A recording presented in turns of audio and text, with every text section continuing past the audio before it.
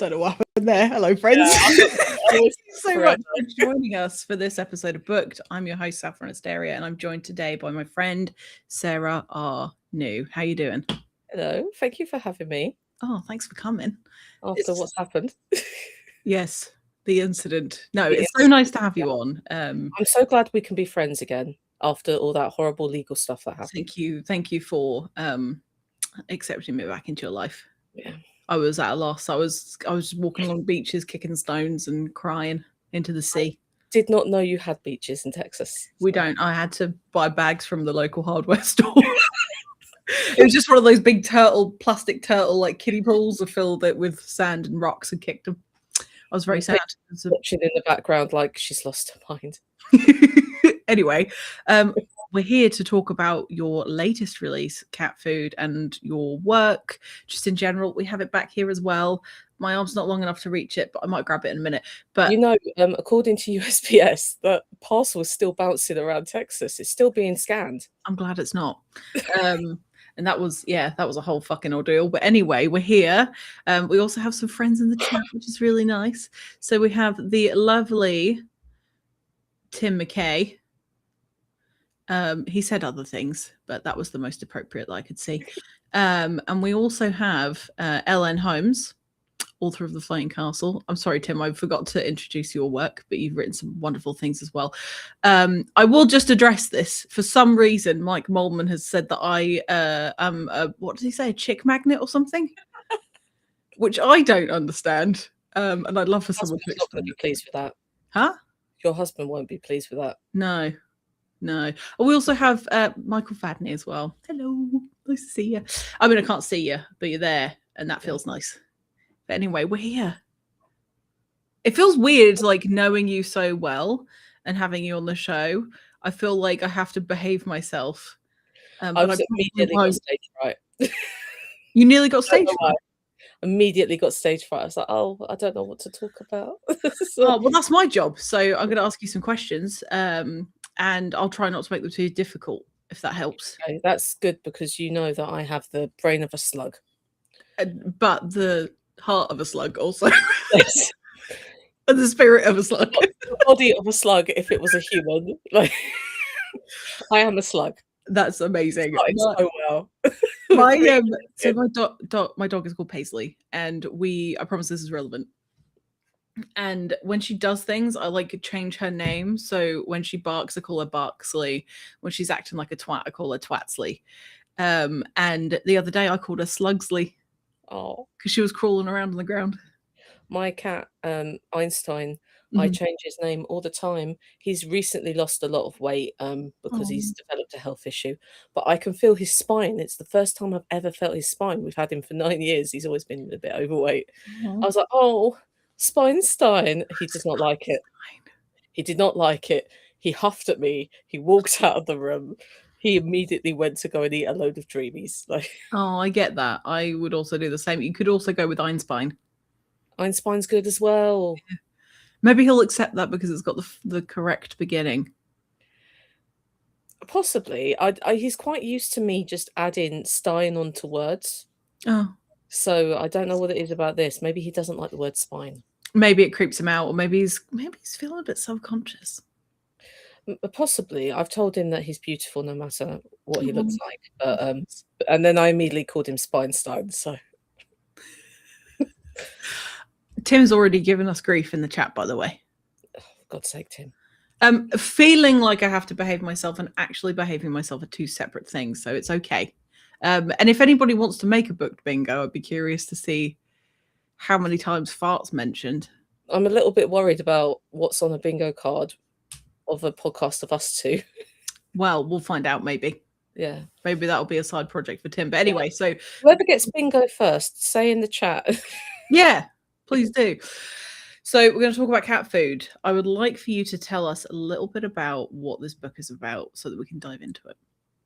So this book, Cat Food, it was very much sort of imagined, like came up with, because people always people seem to separate very much into two camps. They're very much dog people or cat people. Mhm. I have always been a cat person. I grew up with cats, and people are very much like, oh, they don't love you. They're emotionless. Like they're just using you, and that isn't true. Mhm.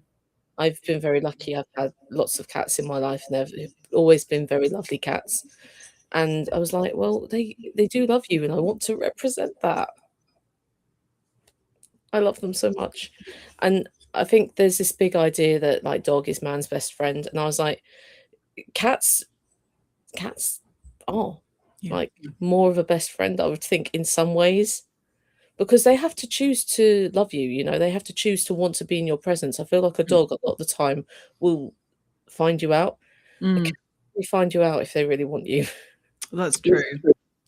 And they can be very loyal as well. I think, like, I've had a lot of cats growing up, and sometimes they decide they don't want to live with you, and that's fine. That's happened to me before. I had a cat that kept disappearing, and then it would like come back fatter and fatter, and then one day it just sort of didn't come back, and I thought, oh, he's found a better Oh, home. That's fine. Um, but I mean, I've had cats that are horrendously horrible, but largely they're very kind creatures, and they're very intuitive. And you know, when you're having a shit day, they kind of get it. And I mean, so do dogs as well. I think I personally am more of a dog person, but I love cats as well.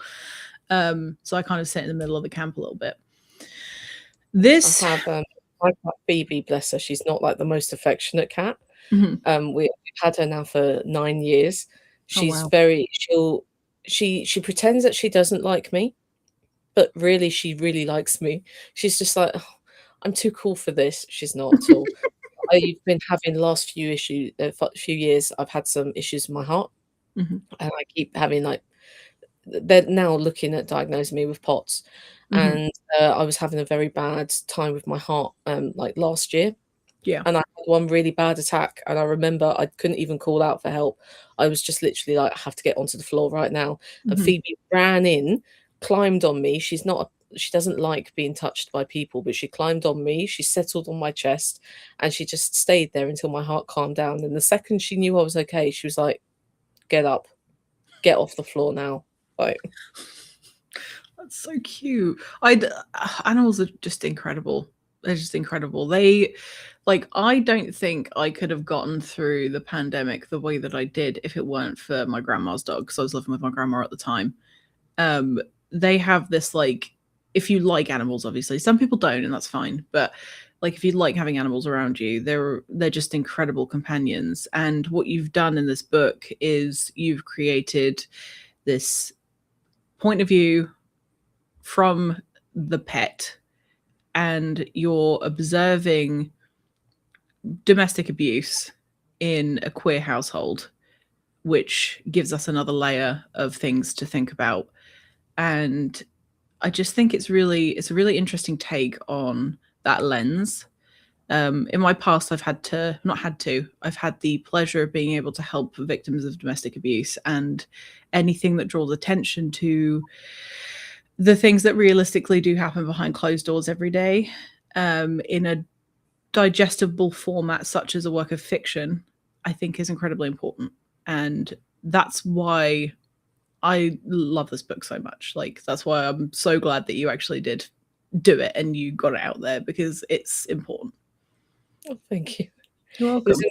it was important to me that it was a queer couple, Mhm. and particularly that it was, a male queer couple, Yeah. um, because, you know, we're living in very polarizing times at the minute. There's much more of a sort of gender divide happening. Yeah. What there was what it at least felt like 10, 15 years ago, Mhm. and I don't know, I can't really say about the US because obviously I'm not on that continent. In the UK, there's very much been this whole thing like, um, boys have to toughen up and they have to, like, Mhm. be manly men, and we can't show emotion. We're having this big, like, resurgence of men sort of retreating. I mean, luckily, there seems to be a bit of a movement where men are sort of banding together to talk about mental health and do Mhm. things like to combat the male loneliness epidemic. Mhm. But there is still overall society sort of pushes this whole like, and as well with being British, you have the whole stiff upper lip thing. Yep. And, you know, what was I talking about? You know, it's so easy to dismiss men as victims, but men can be victims. And it's because we don't think of men as being victims in Mhm. situations, especially in violent situations, Mhm. especially in domestic situations. Mhm. Their stories don't get told, and then that's how men get stuck Yeah. in, and they can't get help. They don't feel like they can get help. A Mhm. lot of the time, they don't feel like they deserve help. So it was important to me that it was like a gay couple. It's especially with like the football going on. This is like weird timing. Mm. That This is the launches. I didn't do it to go out with the World Cup at all, but Mhm. I mean, in the UK, like if England play, Mhm. domestic violence rates raise significantly. It's something that domestic violence is awful to happen to anyone, obviously, but I think there's more support with leaving and for finding help Mhm. women, Yeah. particularly because children tend to be more involved Mhm. than there is men. I think it's important that we try and help men get Mhm. out of these situations as well. Yeah. I mean, I've had family members, like male family members, that have been in like abusive situations with female partners. So I'm interested to know why you specifically chose a queer couple. And I'm hoping this doesn't spoil things too much. But the abuser appears to be significantly at a physical advantage. Was that intentional, or is it just the way that the story played out? It's kind of like a little bit of both, Okay. because I don't think I don't think violence is gendered in Hmm. a way. You know, I don't think that it's the more masculine character has to be Hmm. the more aggressive one. Yeah. Um, and I don't see Elias as a feminine coded character. Yeah. I very much see him as another male character. I think in a way to have Tommy as the more brutish character, kind Mhm. of. I didn't want to get too much into the human side of it, and I Yeah. think it's likely that he could have gone down that route Hmm. if it hadn't been so overt. But I think it also Hmm. kind of had to happen for the violence that happens to have more of an impact. Yeah. I see what Um, you mean, because then you later don't have on to keep in the building that up. yes, Yeah. yes. I also felt it was very important to have Elias be a masculine character who is also very caring, Yeah. um, because it's so often portrayed as a feminine trait, and Hmm. that's not true at all. Hmm. Like People traits like have that, feelings, surprisingly.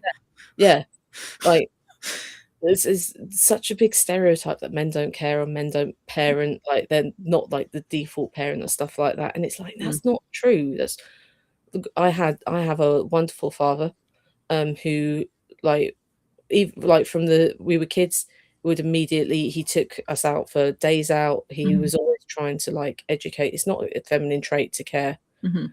about Yeah. people or animals. Well, nor I mean, should it be. the cats are very much his surrogate children. Yeah. Um, That's nice. I feel bad that I've done it to him, you know, but But it's okay. Life imitates art and all that.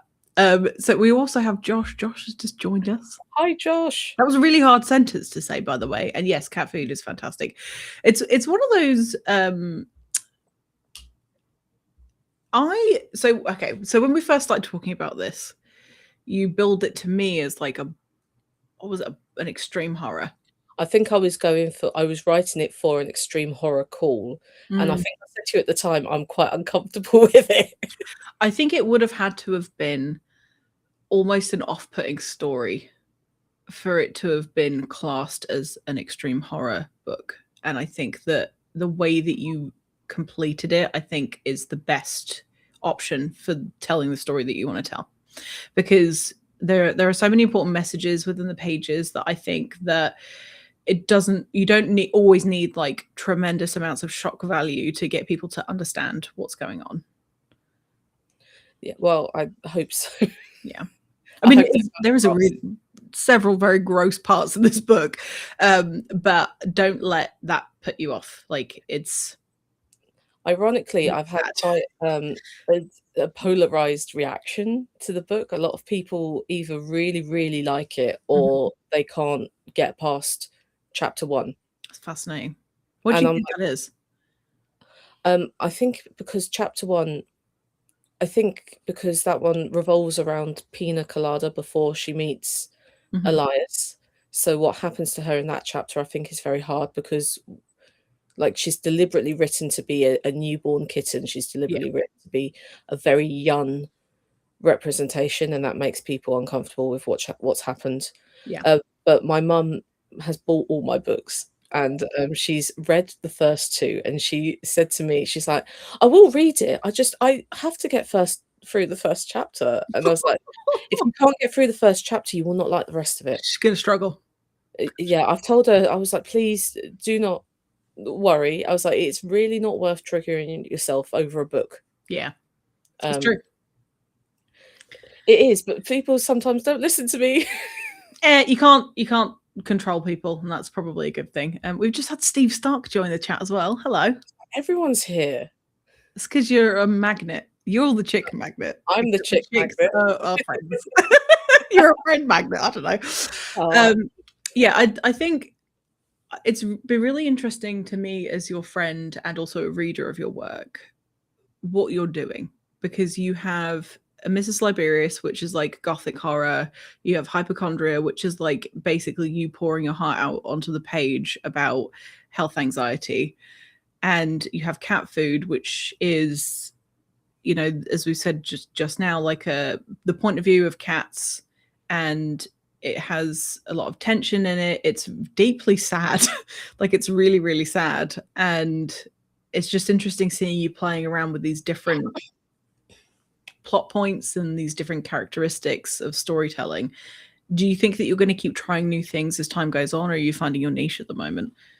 I do want to return back to more medicalized horror Mhm, because, I am a disabled woman, mhm. and I am living in the UK, and the NHS is a fantastic institution, but it is also the NHS.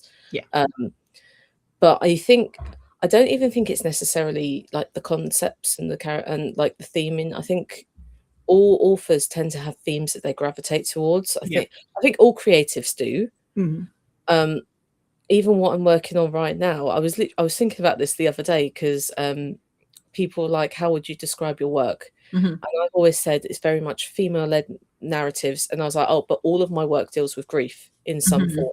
Yeah. Uh, and even the projects I'm working on now, which I mean you've read a little bit of, Mhm. uh, still it all deals with grief, and it's all coming from a place of grief. And I think honestly, I just write to avoid going to therapy. I That's should probably just go to therapy, but this is cheaper. It is much cheaper. Yeah. And you can also let real loose and be like, creative direction, not desperately in need of help. Ironically, the thing that I'm working on right now, I'm writing a film script. Mhm, I just finished yesterday the first draft, which is so exciting. And now I have people on my university cohort being like, "You should make that." But that also very much started from a place of grief and mm, has now mutated away from that. interesting. It's like, and I was like, "Oh, that's a really interesting psychological look into my own mind." Like, Mm, although ironically, the minute I divorced it from what it was initially inspired from, mhm. weirdly enough, was able to write. I've been struggling since January. I mean, there's got to be an emotional blocker there for you somewhere, because when things aren't gratifying, it's very hard to complete them. And if you the fact that you've been able to like detach it from its origin probably was very useful for you, because then you haven't got this like weight dragging you down, stopping you from making something worth doing. I tell you what, I finished it last night. I mean, it's the first draft. Gonna need to have to go back and have a few drafts, Mhm, especially because I have no clue how to make a film. But I was. It felt like the situation I was writing about happened two mhm. years ago, Yeah. and I've been trying to write about it since it happened, and Mhm. then it finally felt like something unlocked, and I was like, okay, I've dealt with this experience now. Mm. I can move on. There's a Dutch artist, a Dutch musician called Jos Stein, and he was the Netherlands' Eurovision entry for 2024. Okay. And after he got disqualified, which was a whole thing, I ended up.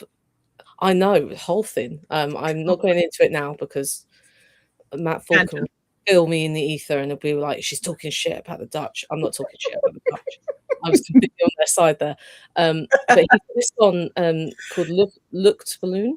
Where at the end there's a clip that was like, oh, and now finally he can let go of the trauma that's fueled his art from the beginning. And I was like, yeah, that's me. Finally, I can let go of the trauma. Create something else. Trauma is like deeply rooted in most art that I enjoy, from what I've gathered in my life, and I am finding I don't know if you find the same, but when I feel an injustice, or when I feel let down by a system, or when something like deeply emotionally affects me, I'm like, this has to be a story. Like, there's something in me. Like, I've been having trouble with my womb, for anyone that cares, with my womb and such like. And that has just like spiraled into this really quite aggressive cult horror that I've been sketching out. And I just think it's so satisfying to bring something to a conclusion where you don't have any control.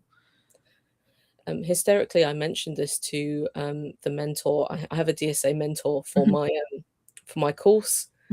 Don't know why, because I didn't ask for that. All I asked for was a chair, and they sent me like a printer, and they were like, "Oh, we'll get you assessed for autism." And I was like, "I'm not autistic." They were like, "Yes, you are."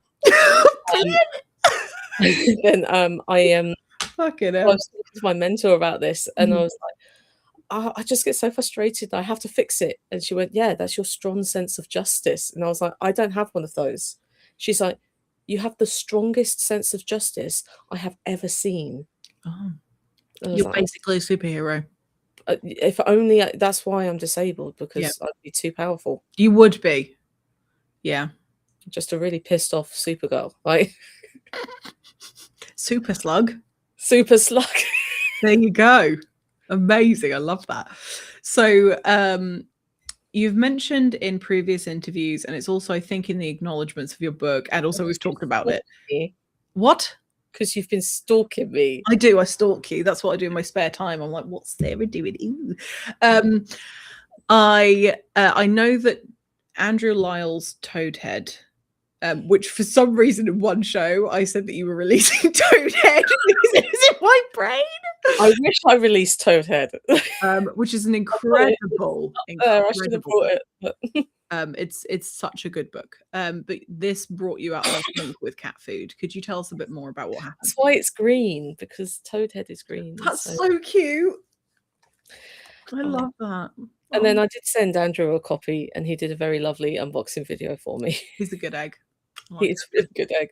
I feel like every so often I'm like, oh, I'm going to make that person my friend, and then I'm a weirdo. I can't help it. I'm sorry. I'm autistic. That's okay. I like it. It means that we got to be friends. I just shook the earth. That was our friendship. But yeah, so tell us a bit more about why Toadhead was such an inspiration for you to finish cat food. I know you said toad food. This is a sequel. We're going to collaborate and do toad food. I think we really should. I should really tell Andrew about that before I decide these things. Anyway, so I'd been writing cat food for a call, and I was never going to get it done in time. I don't know why I thought I was, because it was literally a month-long call, and I'd found it like 2 weeks before the call ended. Fantastic. But I started writing it, and I was really struggling, and I'm not really a graphic, like, extreme horror person, so I don't know why I thought I could do it, but I was kind of like, oh, I can do anything I want. And so I started writing the book, and it was going terribly, and I hated it. And I was like, you know what, this one, it doesn't have to be a thing. It can just live on the computer. It doesn't have to be a thing. And then Andrew was asking for ARC readers. And I was like, oh, I'll just ARC. I'll read this ARC, you know. And I read it all in one sitting. And then I immediately stopped and I read it again. And as I was reading it the second time, it was putting things together in my mind to fix cat food, and I was like, "Oh my God." I can't even tell you what exactly it was. I was Mhm. just like, now it's all working in my head. And and then it ended up being finished, like the first draft ended up being finished in like a week after that because I got Wow, into hyper focus. And so it is kind of all Andrew Lyle's fault. Um, that's cool. but it's okay because I've forgiven him, and you should too. I have It's to. yeah. Now we have And 2 awesome books. We have Toad Food and Cathead. cat head would be very different. It's just a cat perched on top of your head, like it'd have There to be is a cat. have you seen I think it's called a Cat Face. It was like a semi-popular YouTube show. I implore you to Like look back it up in the from I'm back sure in the I've day. seen it. Like, it was around wasn't it around the time It's a Salad big Fingers was a float big Yes!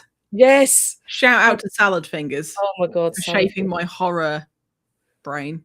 I do think that was probably my first experience of horror was True. Salad Fingers, and, Salad like, Fingers Don't Hug is Me, I'm Scared, but before they made it into the TV show, and yeah. Don't Hug Me, I'm Scared is fantastic. I I don't know what that is. Oh, you would love it. Would I? Would I You would. actually? I think you would, yeah. Okay, I'll look it up. Don't tell me anything more. I don't think I could explain it. Oh, okay. That's fine. We have Trinity that's just joined us. Hello. This is a great question from Steve Stark. When are we going to be getting a Womble-inspired horror? We will get a Womble-inspired horror when it's in the public domain because I don't want to be sued. Yeah, Winnie the Pooh is. You could do a. Winnie the Pooh is already being used in horror, though. It doesn't look very good though. I have watched it. It's not very good. Mm, No, yeah. I think the Wombles. I think the last thing they did was in the 90s, so I don't know how that works for, and I can't see them being very happy if I use them. But maybe I'll write something with something like a similar type creature, like a vole or something. But they could be the saviors. It could be. There could be like an I just underground, don't see like. them fighting anyone off because they're too nice. Yeah, I mean, I bet they would like the borrowers, set traps and such. And they just feel really bad about it afterwards. Yeah, but like they would have saved all the kids or whatever. Yeah, and the problem was. traps will all be made out of recycled goods. Yeah, I like it. Recycling is important. Reuse, justice. Oh, and they compost the bodies. Oh, that's nice. Too That's far, nice. I might get sued. Hello, Jose. So there is. Have you seen the Hannibal series? No. Okay. I've seen the memes of it. Mads Like, Mikkelsen. Mads Mikkelsen is fucking. yeah, I incredible. mean, as far as I know, the only thing I really know about it is that they're gay. It's just very good. It's a very good show. I've heard it's Eddie, problem is sometimes I don't want to watch really popular things because I'm like, what if I'm inspired by it and I don't realize I'm inspired, and then all the time. Yeah. it's like I still haven't seen because I was writing a vampire thing at the time. I still haven't seen the TV show of What We Do in the Shadows, and it looks hysterical. But because I was writing a comedic vampire thing, I was like, I can't do that because what if I write the same joke and I think it's my joke and it's not my joke, you know? I've seen it so many times. I will vet it for you. You have to watch it, Sarah. Well, Please. now the EBU killed my book, so I can watch it now. You fucking have to, and then you I have to send me memes. I love the film. Like, it's as good. It's as good as the film. Okay. Because I think all of the original cast are like involved in the writing and stuff, but it's so good. But yes, Tim is correct. Hannibal is so good. But the reason why I said that was such a fucking roundabout thing that doesn't even matter anymore. But I'm going to say it anyway because it's in my brain. It's going to bother me. You were saying about recycling the bodies. There is like I think it's like the first episode where the killer has like buried the body. Spoiler alert, also disgusting. And mushrooms are like growing out of the body. Okay. And honestly, it's still to this day gives me nightmares. Great, fantastic. But it's really well done. After this. It's well done. It's good. Because I don't normally I don't love body horror stuff, but I absolutely will read it. You don't like body horror stuff, and yet you have read cat food multiple times. Yeah, but it's good. But it's a good kind of body horror though, because there's like some element of justice to it, and that it's like they have to do it, otherwise they'll die, or they might die. But also justice. Like, I don't know. It's hard. I don't like body horror for the sake of it. And I don't like things like the Saw franchise, for example, because it doesn't bring me any entertainment. I just think that's fucking horrendous. I don't want to watch this. Whereas if it's part of, like, the first one I thought was all right, but that had a storyline to it. The most recent ones, it's like they come up with the kills and then they're like, we have to think of a storyline. Which, although I have seen some really good like camera shots that they've done, and like physical effects and stuff like that, which I appreciate, but from a technical standpoint, but it also has to be. I get why people like them, but I'm not. Yeah, no thanks. Anyway, so we've already talked about its importance, that you included a queer couple in this particular book. Do you think that you could have had the same impact had you not have made that choice? I think it could have, in a way, but I think Elias always had to be a male character. I don't think if it was a female character, it would have the same impact. I agree. And I think it would have a different impact if Tommy was a female character. Yeah. I'm not entirely sure if it would have worked to the same degree if it had been a lesbian couple. Because of the way it's perceived in society. I really wanted to sort of look at the masculine angle, because a lot of my work is female led, and I would say this is in a way, because Pina is obviously the point of view character and who's a female character, but I don't know. When I was trying to come up with it, the characters, sometimes when you're coming up with a piece of work, you kind of know who the characters are before you start. Yeah. And I always knew it was Elias and Tommy. I couldn't imagine it a different way. Yeah, that's fair. But I think Elias would always have been Elias, and yeah. So I didn't mean to interrupt you. I think that's absolutely correct. Like when there are many writers in the chat right now, and I'm curious to know if you have the same thing, whether you have to actively choose who your characters are going to be or whether they just present themselves. Because I think 9 times out of 10 they present themselves. Like I was writing something the other day and I was like, who the fuck is that? Like I didn't intentionally pick somebody, but they appeared and I was like, well, they are integral to this plot, otherwise it falls apart. But I didn't choose them. And it can be a bit of both. I know for me it can be a bit of both. Majority of the time they sort of come to me naturally, or I have the idea with a specific character in mind. But like for the script that I'm writing at the minute, it's very much based on a situation that happened.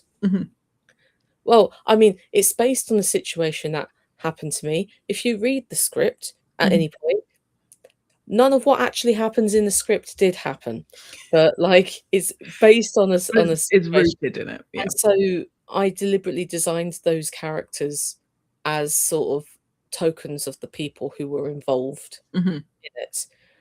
But I think it's then been a lot more difficult to work on because of that. Yeah. It's really hard to make adjustments, I think. It is for me. I don't know if you find the same. When you've written something or if you have the idea of the story in your head, sometimes it's really hard to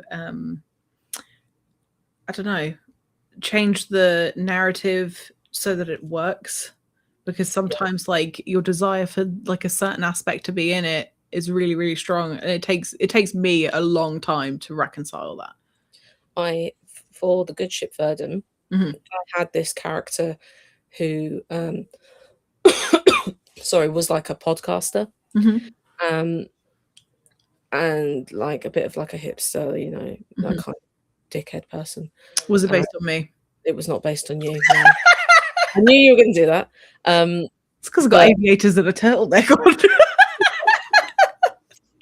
No, this is someone who I did work with briefly, and then I was writing it as a book, and he didn't work in the context of the book. So I was like, Okay. right, you're gone. Mhm. And I felt weird about it. Yeah.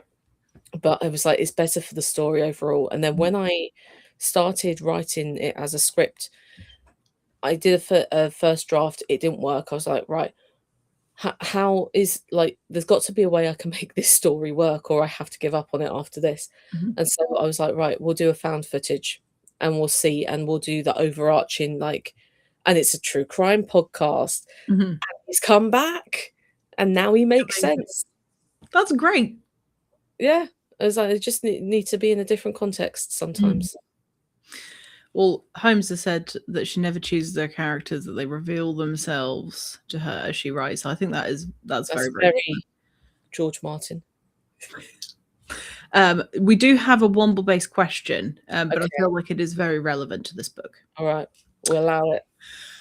So, if your cat characters were Wombles, who would they be? That's a very good question. I mean,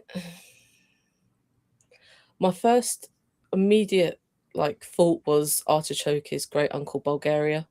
Mm. I think he aligns a lot with Great Uncle Bulgaria. I think Pina Colada would be Wellington. Wellington's a very sort of shyer character. He's canonically a younger Womble as well. Biscuit eludes me. I felt like Benoit Blanc as I said that. Compels me though. You look like him too. I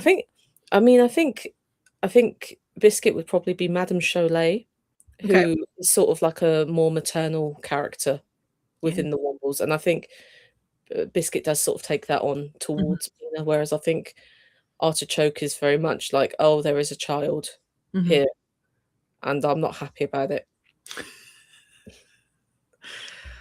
Do you have a favorite cat from your book? How am I supposed to say that? They're all just right there. I can't hear you. They're clay. I do have a favourite, but it feels mean to say I have a favourite. It's Artichoke. It is Artichoke. I had so much fun with Artichoke. I don't know what it is. I think because Artichoke's arc was very satisfying to write. And I think also because he sort of he's meant to be a reflection of, I don't know what I can say without spoiling it, but he's supposed to be a reflection of like radicalism in a way. Yeah. Which I feel like is very topical considering the rise of reform in the UK, but I'm not going to talk about politics. This is a safe space. So please don't bring that in here. No, we're on Although what I will say, on the same page. turned up to my house the other day. Love that for you. Everybody's names and addresses written on a piece of paper, and I was like, I'm pretty sure you're breaking data protection laws, and they were like, no, because we're not sharing it. And I was like, yeah, and what if you drop it? Oh, we didn't think of that. Of course you didn't think of it. Ew. That's disgusting. I'm so sorry that happened to you. And I told them off. I'm so proud of you. I was like, they were like, let's talk about politics. I was like, how about you get out? Like, you don't want to do that. No. You don't want to do that. You don't want to talk to me. Stop throwing clay cats at them. Not my cats, because Phoebe doesn't really care about other humans other than her humans. So she will just not engage. And Einstein is scared of literally everything. I did say clay cats. Yeah, clay cats. Artichoke. They're pointy. Me. Yeah.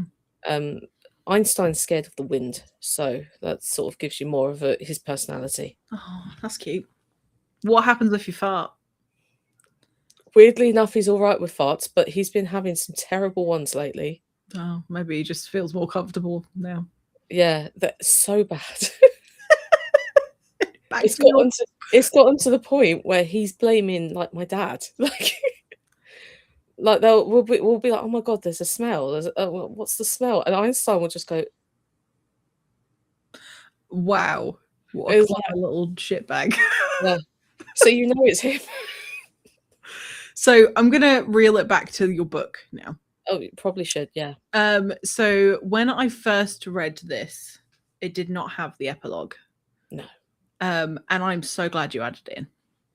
It feels like it completed it. Yes, I agree. I have a wonderful beta reader called Nessie, who is Hi, on my uni course. I don't know if she's here because I forgot to tell her. Anyway. She did watch Josh's interview the other day, actually, nice. which was really nice. So she sent me all these texts, and I was like, "What's going on?" And they'd found her and her partner Xander had found it and was texting me updates. I just didn't realize they were watching it. That's nice. But she read it and she went, "There's just one thing I want, and I just desperately need to know this." And I was like, "I don't know if it works. I don't know if because it's from a different perspective. It's not from Pina Colada's perspective." And I was like, "I don't know if it works." And she went, "I'll just write it. Just write it for me." And I was like, "Okay, I'll write it for you." Mm-hmm. And I wrote it and I sent it to her. And as I was writing it, I was like, "No, she's right. Yeah. It makes it." Yeah, I agree. I think I like a POV shift. I like it chapter to chapter because I'm a maniac, but I think that was a very important zoom out big picture moment. It was very much like, when you get that satisfying end to a film where you kind of just see what happens to everybody so that you have that resolution, because I love those, and they seem so much of their time, of a certain time period of film. But I like that we're getting films like the Knives Out series, and they give a little bit like what happens after. Because I'm fundamentally very nosy. Me too. So. Yeah, I love a cliffhanger.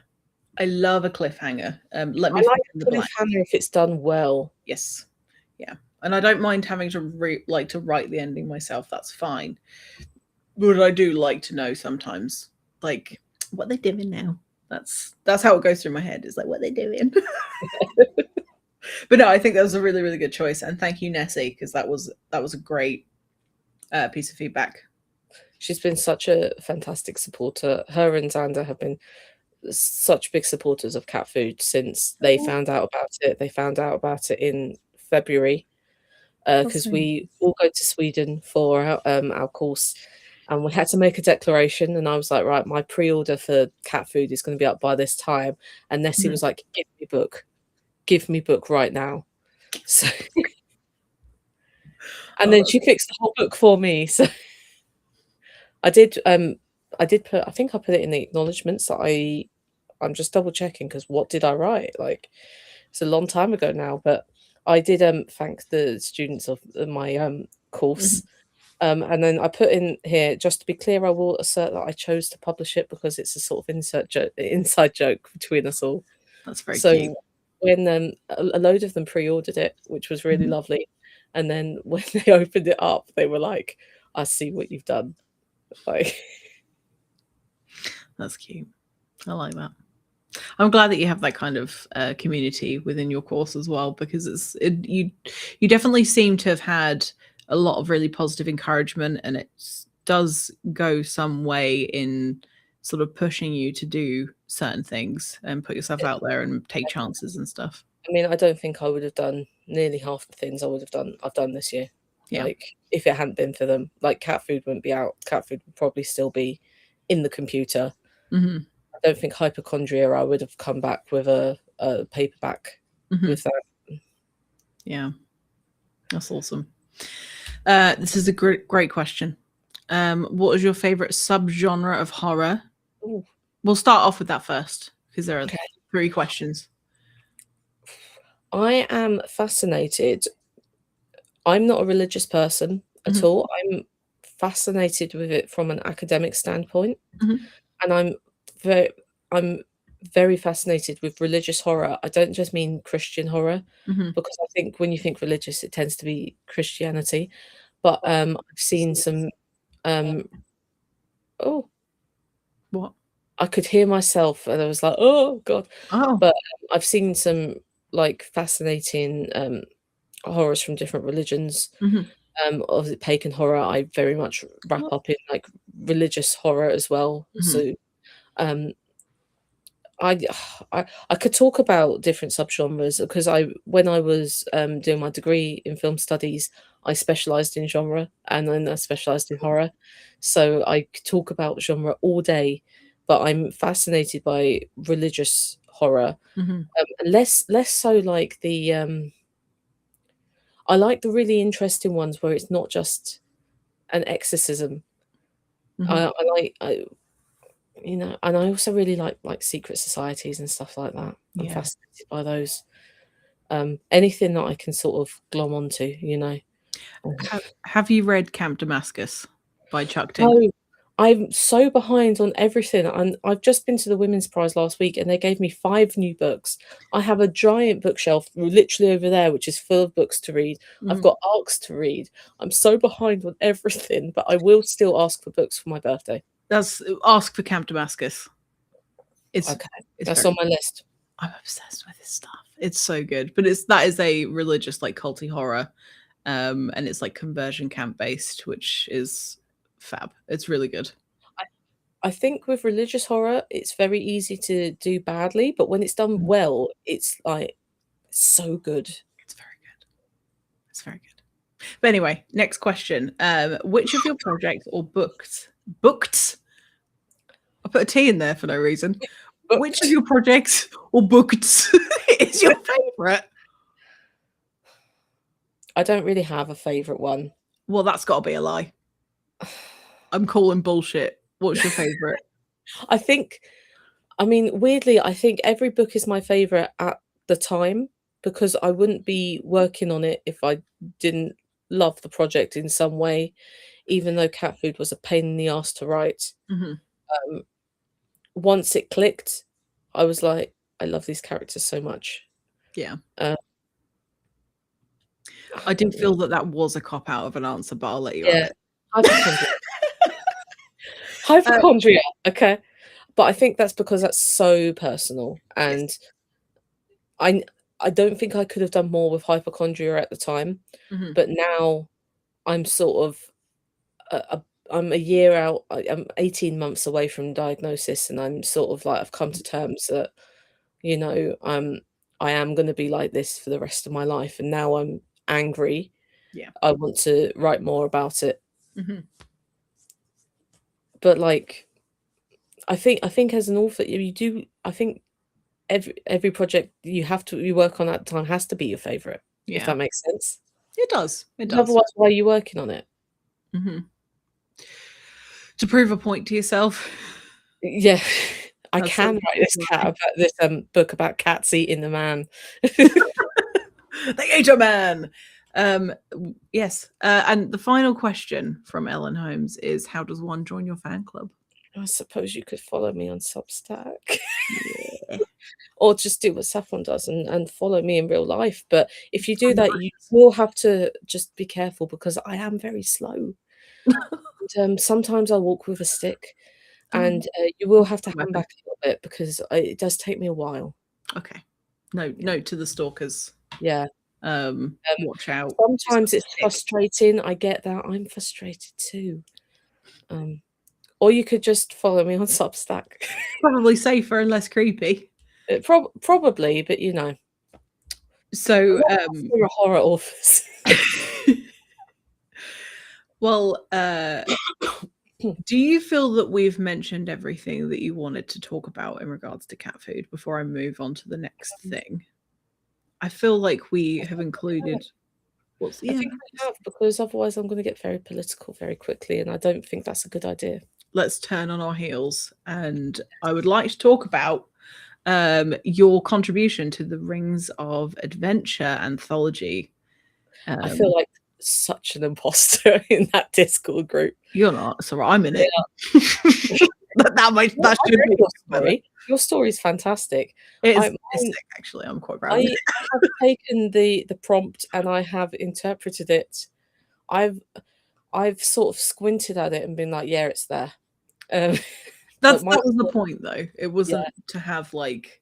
So the theme is rings, for anyone that's not aware, and this will be a Kickstarter hardcover exclusive, which goes live on September 1st. And I will put a link to it in the description of this episode in case you guys are curious or if you want to support the Kickstarter, which There is is very nice. so much talent. A lot of them are in the chat, actually. But it is... I'm saying it. You're all so talented and I'm jealous of you all. It's going to be a really good collection. It really is, a really good collection because and also I'm there. Authors and also Sarah's there. Yeah. We have horror authors, romance authors, although I don't think there are many romance stories, if at all. We've got fantasy authors, sci-fi authors, and it's whoever the person is that is writing the story is their interpretation of the brief. So it wasn't necessarily like actual physical rings because the theme is rings. For example, Sarah, yours are graffiti. Amazing.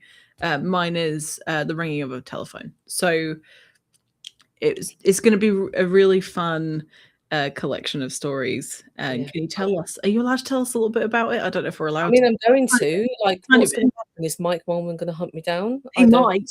He travels a bit. He will get distracted by something in the UK. He'll wander into a Tesco and be lost. I don't know. He'll be looking for the clotted cream. The clotted cream, yeah. If you're listening, Mike, if you come over, I will find you some proper clotted cream. I'm pretty sure. I doubt he's watching this. He's not watching this. I'm pretty sure he bought milk. But my story, it's set in Aberdeen, which is a really beautiful city, and it's sort of mystery based around this Scandinavian detective called Sarsen and his friend, who is a homeless man called Rab. And I got very attached to both of them. I like it. And changed my story halfway through because I missed them. Oh, that's cute. That's nice. Yeah, but I mean, I feel weird about my story, but I think it's the imposter syndrome, you know, because everyone's is so good. Okay, why do you feel weird about it though? Is it the giving feedback because I was like getting so in my head? I was like, this is good. This is really good. Okay, so it's a comparative uncomfortable feeling, not like it I feel like an actual thing you my way in, but you know, you were asked to be a part of it. I was asked, yes. Yeah, I got a very weird message, and you have not been asked to leave. Not yet. So not yet. We'll see if we both make the final cut. I'll be like, Mike, can we have my story go out on my birthday? Oh, you should. Like a reverse birthday present. Like that U2 album. Oh my god, yeah. I was so confused when that happened. Me too. And I'm like, I used to love U2. That pissed me off. Yeah. I used to listen to them on tape on road trips. Wow. Big fan of U2 when I was a kid. We on road trips we had like 5 CDs and we would cycle through them. But everyone's favourite was the Shania Twain one. I love that. We'd all sing Man, I Think I'm a Woman. I Feel Like a Woman. Man, I Think I'm a Woman. At the top of our voices. We don't do that anymore. We used to listen to Manic Street Preachers, U2, Stereophonics, I think, Pearl Jam, obviously. Yeah, my mum ended up getting one of those big compilation ones because she was so sick of us like wanted to go back like for a certain song. And at the time it was like, yeah, this is our favorite song, and now I know I have to keep it on loop. I do this with music now. I'll find like I really like Noah Kahan's music, and he put out an album in April. I have not listened to the whole album yet because I find one song and then I have to loop it until I'm done. I don't know how long that's going to be. Yes, it is a moment of being done with the song. I'm exactly the fucking same. At the moment, is that your what is your like obsession song at the moment? Orbiter by Noah Kahan on the Great Divide album. Nice. Mine is Dinosaur Pile Up thrash metal cassette. That sounds incredible. I don't know it, but it's really good. I thought you were going to say Dinosaur Laser Fight for a second, and I was like, yeah, that was mine for a while. At one point, it was a fucking Electric Six song. Dance Commander. That's a good song too. But anyway, yeah. So I feel you there, and I'm going to get us back on track again. Because there are a couple more things that we need to talk about before I let anybody leave. Because So someone needs to keep us on track. It's not going to be me. it's rarely me. So on the 24th of July at 6 p.m., we have the next episode 2 of the Booked Selection Box, which is hosted by this guy. It's hosted by Sarah. I'm the one lurking in the bushes, doing all the clicking about and stuff. And we have some incredible authors doing readings of their work. So I think we have 6 or 7. Yeah, I think we've got at the 6 or 7. moment, which Yeah. we will be announcing a little bit later because we're just I'm confirming so things. excited by this lineup. Like the last one was so exciting. This one's so exciting. We're banging it out with the lineups. I'm really pleased. It's And gonna be so good. it's such a privilege to be able to sit there and listen to these people tell their stories as well. I did this the entire time. I think at one point I zoned out of some people's readings because I was like, I can't believe I get to sit here and listen to people read live. And then I was like, listen to them read live then, you idiot. Yeah. But it was such a fun evening, and this one's going to be such a fun evening. Yeah, it's going to be a lot of fun. It's at 6 very p.m. late for me. I think it's midnight for me. It is, yeah. So but midnight Friday, the 24th yes, of July. Or if you are in CST, it's 6 p.m. If you're in EST, it's 7 p.m. Use Google. I can't do all of them. Midnight of the 25th for UK viewers. Yes. But you can also go to the YouTube channel for Booked and have a look at the live. Just scroll down and click notify me, and it will let you know when it starts. So also the selection box is also great to watch on catch up as well, because you catch things up. You can re-listen to all the stories and stuff. It's so much fun. I'm so glad that we started doing it, and it's so cool to see you hosting my show because I don't have to do anything. No, I do, but it's really nice to see it from behind the scenes. That's been a lot of fun. I really like that we're doing it this year as well, because in the UK we're celebrating the National Year of Reading. So nice. It feels like the more we can do to push indie authors out there and get people reading their work, it feels like a public service in a way. Oh, that's nice. But then again, I am that person who goes around to different events. And I'm like, have you read this book yet by this person? Like, I'm so annoying. That's good though. That's what we need, is people being a bit annoying. Yeah. It was my own book, so I promoted, but we'll get there. I thought all of the readings from the first selection box were fantastic. I still keep thinking about Cassidy's one.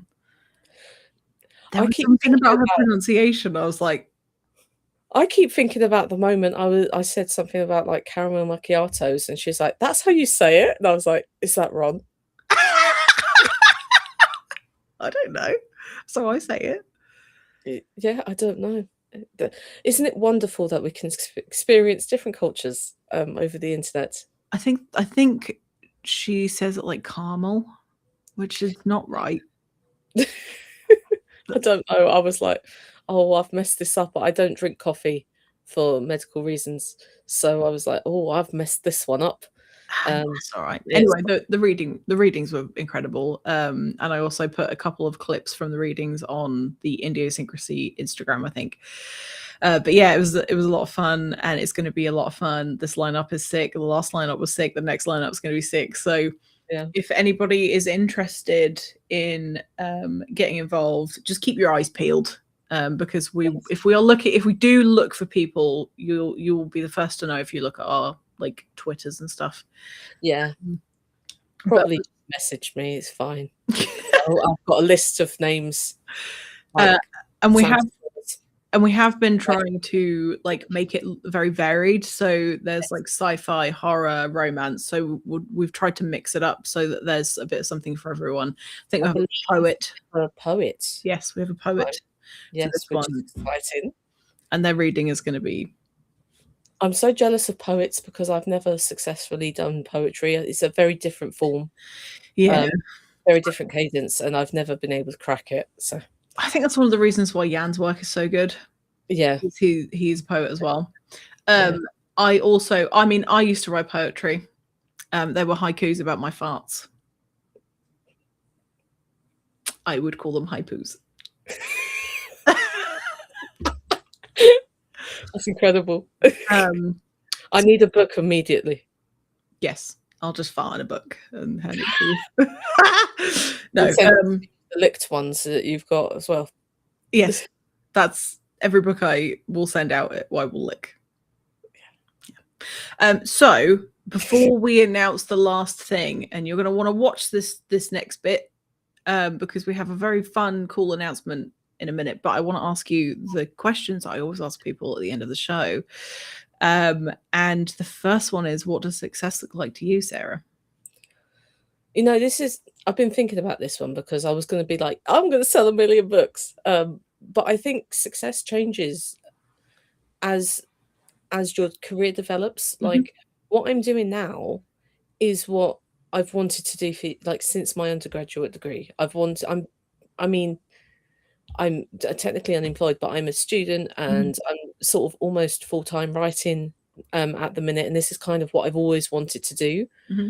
And this is the sort of life that 15-year-old Sarah would have like been so excited about because like she wants to be an academic and everything. Mm-hmm. And like now I'm like, yes, now I've hit this. What do I want to do next? And I have all these things that I want to do further on in life. I'd like to have a space where I can build like a community hub and do retreats and workshops and all sorts of things. I think it just sort of as it just sort of builds as your like world goes. And now I've got people telling me that I should be making films, and I'm like, maybe I can do that. You know, it's like it's not just like like as much as I would love like fantastic sales, and I'd love to make films of my work and stuff like that. I think I've been getting so much fulfillment from my work, so much like emotional fulfillment, Mm-hmm. and I really want to end up giving that back. And so I'd love to do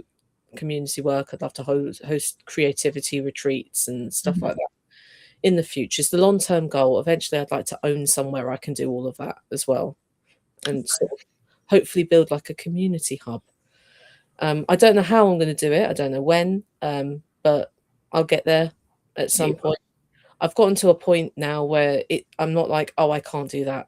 I'm very much like, okay, how do I do that? I love that so much.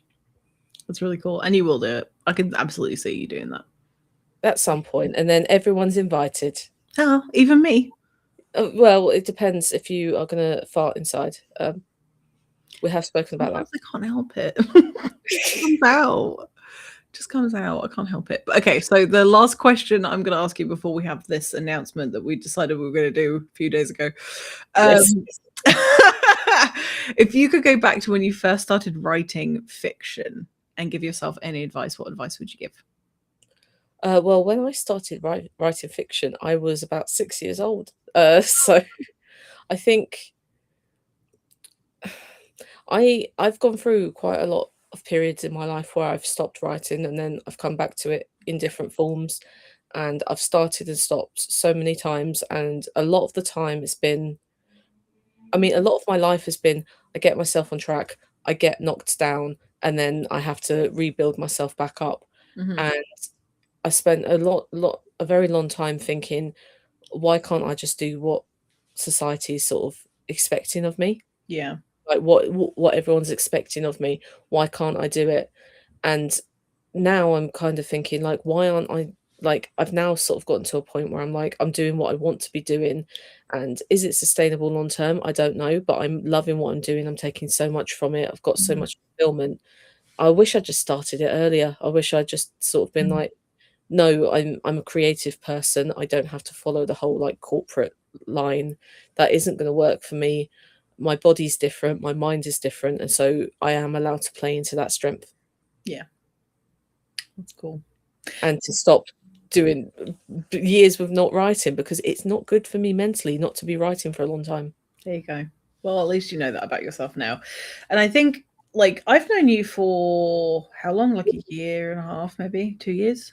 I think it's close to 2 years now. A while. And you have just fucking exploded in like the best way. You have been taking on incredible challenges and doing so much. And I really hope that you can acknowledge the amount of work that you've put into your craft, because it's been really, really cool seeing you develop like this.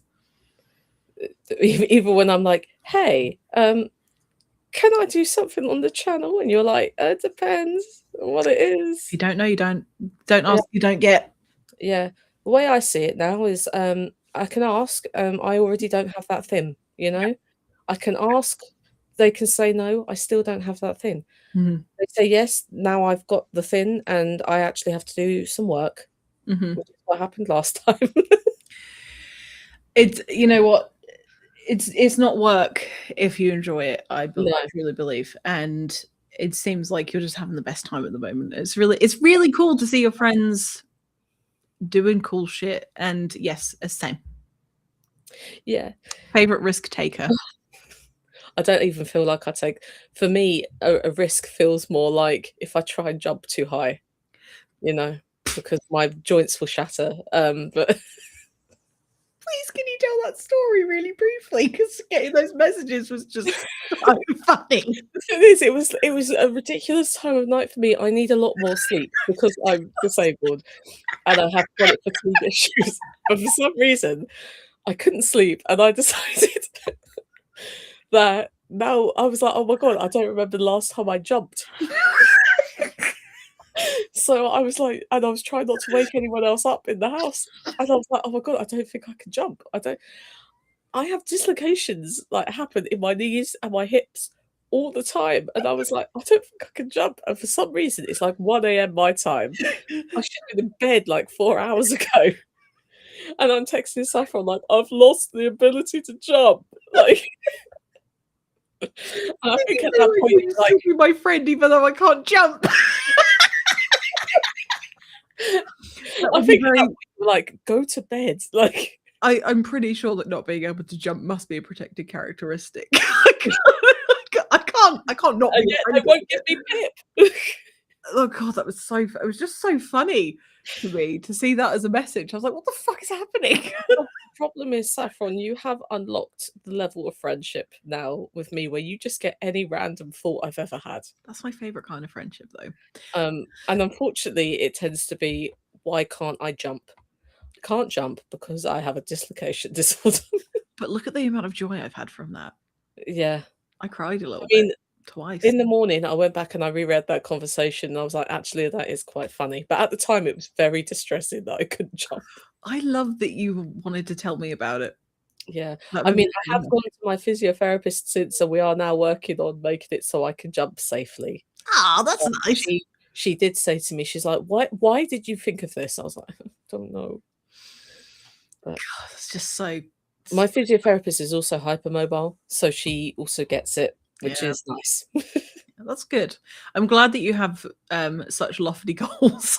Yes, learning to jump again. But I did relearn how to walk a couple of years ago. So Jumping is not that far out of your reach. You just go. no, I can lunge now and I can straighten my leg fully, whereas I What? couldn't because my kneecap was in the wrong place. Oh, get you and your limbs. Yeah, I know. That's I very can almost exciting. function like a normal person. Fucking hell, calm down. I know.